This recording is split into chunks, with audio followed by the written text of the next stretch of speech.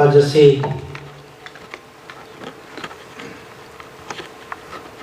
Shri Guru Ravidas temple रियो Linda Sacramento के इस स्थान के उत्ते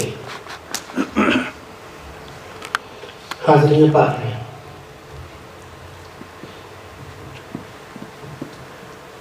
कुछ शब्द आप जी नाल साझे करने हैं। इतिहास के झरोखे चो, कुछ बाणी के झरोखे चो आप जी ने सुनने और समझने।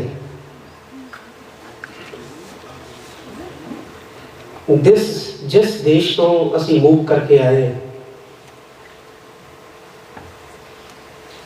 भारत, ये कभी उन्हों का देश सी जिन्होंने अज भी उस देश के दबे कुचले दलित समाज कह के पुकारिया जाता है और तिरस्कारिया जाता है।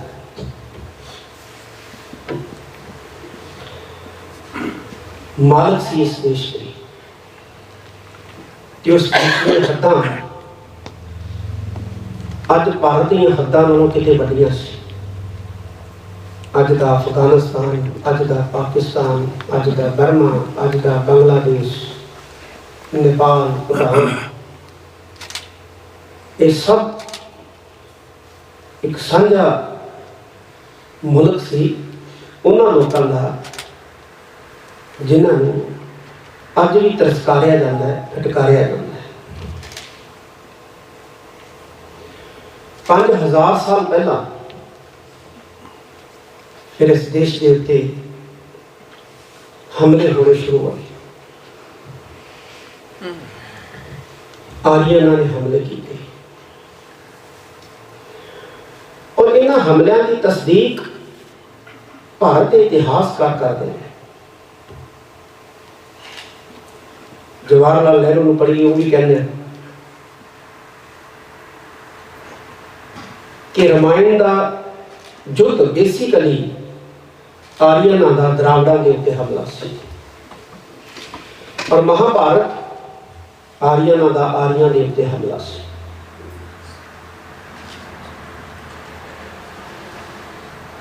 हमले हुए तो मालिक जिहड़े सी वो गुलाम हो गए। तो गुलामां के उत्ते कई प्रकार दीयां पाबंदियां जिहड़ियां वो लगा दित्तियां गईयां। उन्होंने नामकरण कर दिता गया। ते नामकरण की कीता? जिहड़े गुलाम होए उन्होंने नामकरण की कीता? उन्होंने नामकरण कर दिता शूदर। और उन्होंने उत्पत्ति जिहड़ी है वो पैरों तो हुई जिहड़ी है वो लिख दी गई, समझा दी गई, जना दी गई। सबनों अधिकार, लेकिन ये जिहड़ी कैटेगरी है इन्हों कोई अधिकार नहीं। 4 वर्ण बने, ब्राह्मण, खत्री, वैश्य, शूद्र।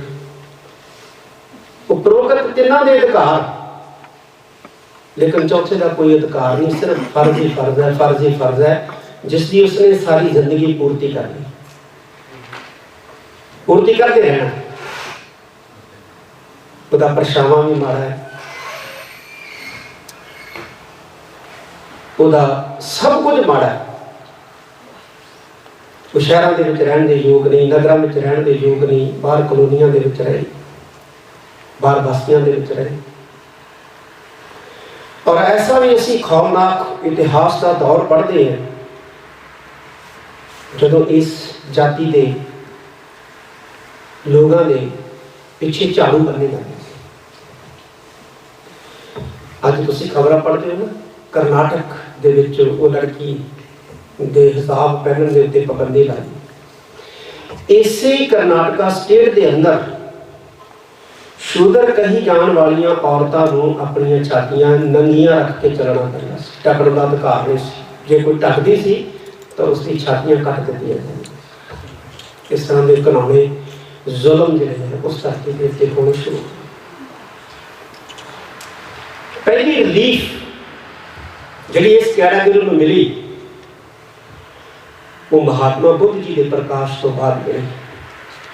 पहली रिलीफ मिली। ਜਦੋਂ ਉਹਨਾਂ ਨੇ समानता का बोला जिहड़ा सी, समानता की गल जिहड़ी है धरती के उत्ते की।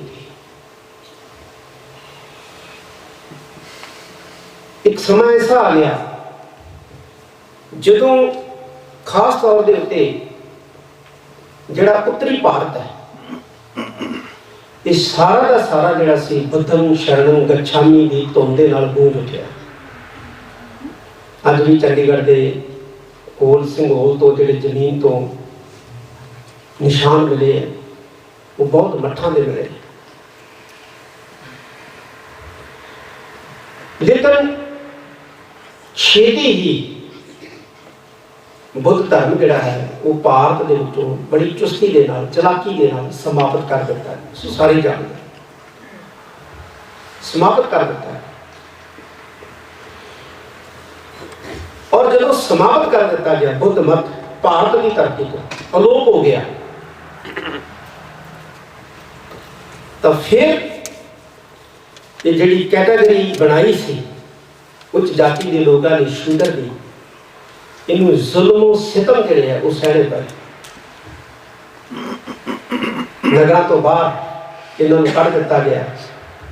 धार्मिक विद्या ग्रहण करने के लोक ला दिते गए। तरह तरह दी पाबंदियां जिहड़ियां वो फिर जिहड़ियां सी लगा दित्तियां गईयां।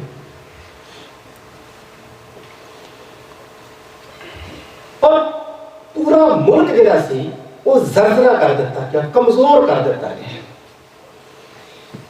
जदों किसी भी मुल्क दे विच किसी खास वर्ग नूं निशाना बना के तपाया जाता है, सताया जाता है, तो वो मुल्क कमजोर होता है, चाहे वो कोई भी हो। जो पक्षपात होना शुरू हो जाए किसी एक खास मजहब के लोगों नाल, एक खास जाति के लोगों के नाल, जो उन्होंने कुटिया जाए, मारिया जाए, उन्होंने अधिकार खोए जान, तो वो देश जर्जरा होता है, वो देश कमजोर होता है। और इन्ना कमजोर हो गया देश, एक 17 साल का नौजवान साथियों नाल खेलता है और खेलता खेलता अपने साथियों को कहता है, 17 साल का अरबां का एक नौजवान अपने साथियों नाल खेलता है, साथियों नाल खेलता खेलता कहता है कि हिंदुस्तान नूं लुटण ना चलिए। वो कहते ऐ किवें लुट लिया मन आपां नूं कोई मुकाबला ना करो। कहते नहीं,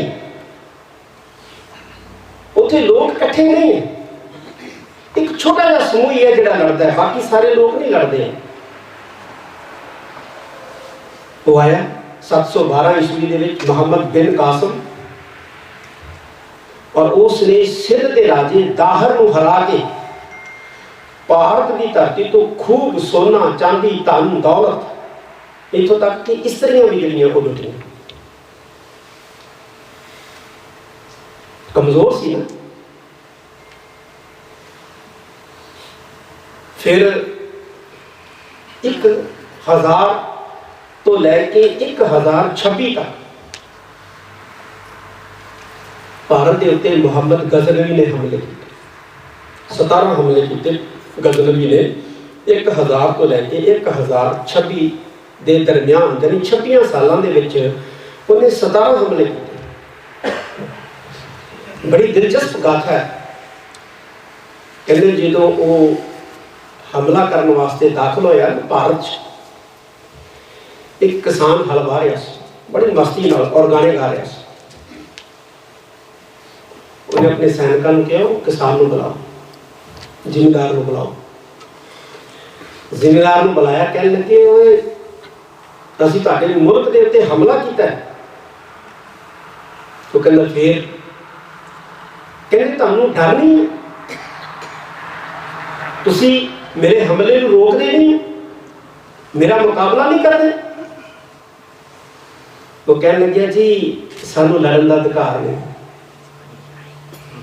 वो कहते कमाल दी, कहते तुहानू लड़न का अधिकार नहीं है। कहते ना जी असीं तलवार चुकण का अधिकार नहीं रखते। वो कहते कौन है जिन्हें तुहानू इस अधिकार तो वंचित किया, जिहड़े तुहाडा अधिकार खोया कौन है? कहते जी ब्राह्मण, उन्हें ये अधिकार खत्रियां नूं दिता है, सानू नहीं दिता, असीं नहीं लड़ना। मस्ती ने अपना हाल वाहन लग गया। वो थोड़ी दूर गया, एक माशकी पानी भरने वाला, वो पानी की मश्क चुकी आ रहा सी, और उन्हें भी जो कोई गौर नहीं की कि गजनबी दी फौजा जा रही, वो अपना मस्ती च जा रहे। वो फिर हैरान होया, उन्हें फिर माशकी ने बुलाया, कहता तुहाडे मुल्क ते असीं हमला किया है, तुसीं कोई रोक नहीं रहे सानूं इकट्ठे होके? वो भी कहता जी सानूं अधिकार नहीं, सानूं तलवार चुकन का अधिकार नहीं। कहता कौन है जिन्हें तुहानूं अधिकार नहीं दिता? कहता जी ब्राह्मण। उन्हें अधिकार खतरियां नूं दिता, खतरी लड़न, ते जिन्हां नूं अधिकार दिता उन्होंने अपने अधिकार की वरतों ही नहीं की। इसे करके गुरु नानक साहब को कहना पिया, खतरिया तो धर्म छोड़िया, खतरिया तो अपना धर्म छड़ दिता। इसे कारण हिंदुस्तान को गुलामी सहनी पई। जे तू अपना धर्म निभाया हुंदा, क्योंकि तेरा फर्ज ब्राह्मण ने आयत किया कि तू लड़ना है, पर तू अपना धर्म नहीं निभाया, जिस कारण इस देश को गुलामी सहनी पई। गुरु नानक साहब महाराज ने कहना पिया, खतरिया तो धर्म छोड़िया, मलेश भाख्या है। जिन्हां लोगों को तू नफरत करता सी, जिन्हां लोगों की जिन्हां दे नाल खाना नफरत करता सी, जिन्हां तो पहनण तो नफरत करता सी, तो उन्हां दी जुबान बोलण लग पिया। नफरत कितों करता सी? नफरत करता सी पश्चिम तो आने वाले तुर्कां मुगलों को, उन्होंने मलेश कहता सी, ते उसे मलेश की जुबान नूं तू बोलण दे विच हुण फकर महसूस करदा पिया। गुरु नानक साहब महाराज ने कहना, जिसनूं तू मलेश कहता सी, उस मलेश की जुबान नूं बोलण ते तू फकर महसूस करदा पिया। तू अपना मजहब छड़ दिता, धर्म छड़ दिता, जिसका खमियाजा जिहड़ा है इन्हां लोगों को उठाना पै रहा है, जिहड़े जुल्मां का शिकार हो रहे हैं। तो गुरु नानक साहब महाराज को फिर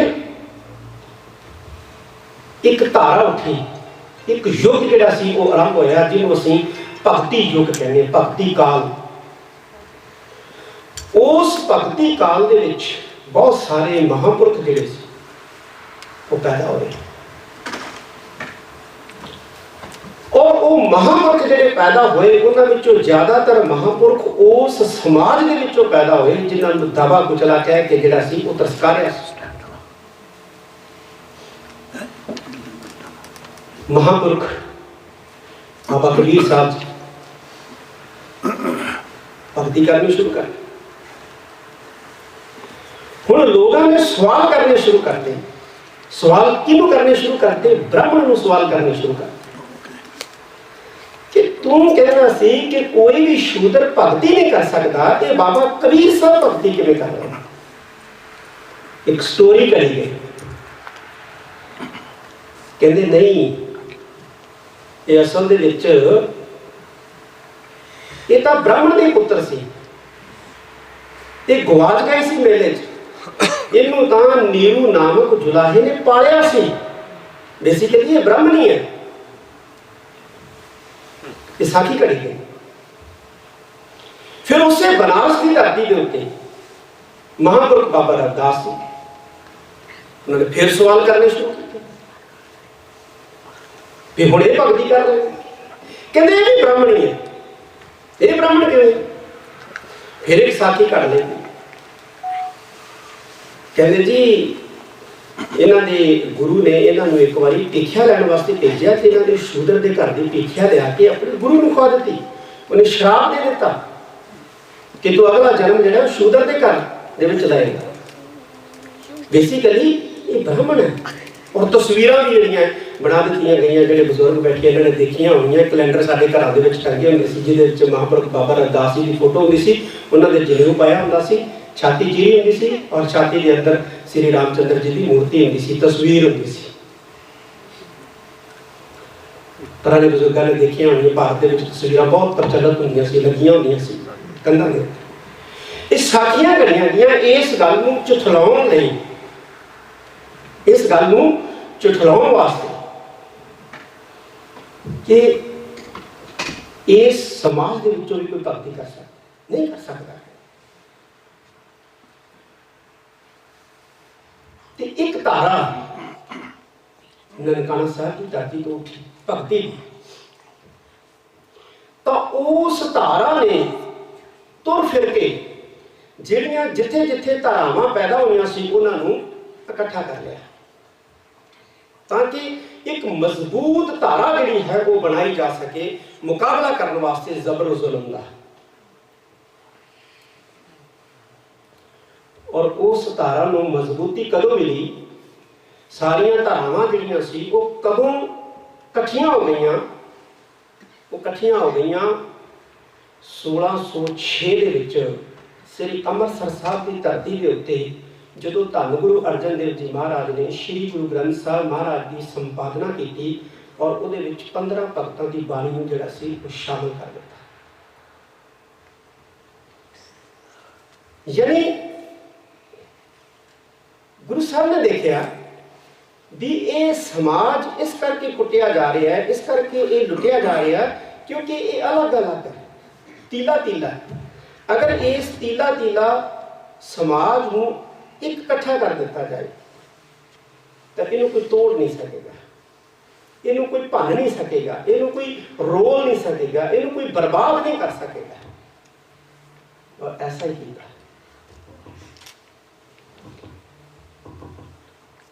गुरु अर्जन देव जी महाराज ने श्री गुरु ग्रंथ साहब जी की संपादना की, महापुरखों को भगती काल के महापुरखों को सर्वश्रेष्ठ स्थान दिता, उन्होंने महापुरखों को सर्वश्रेष्ठ स्थान दिता जिन्हों का नाम लैन तो भी उच्च जातीय जिहड़े है वो कन्नी कतल हो गई। तो फिर जिवें दस्सिया इसके सैकटरी साहब ने कि मेरी पीढ़ी के मालक श्री गुरु हरगोबिंद साहब जी ने जो श्री अकाल तख्त साहब की स्थापना की, फौज रखनी शुरू की, तो उस फौज के विच वड्डा हिस्सा जिहड़ा सी उस जमात का सी जिसनूं दबी कुचली जमात कहते।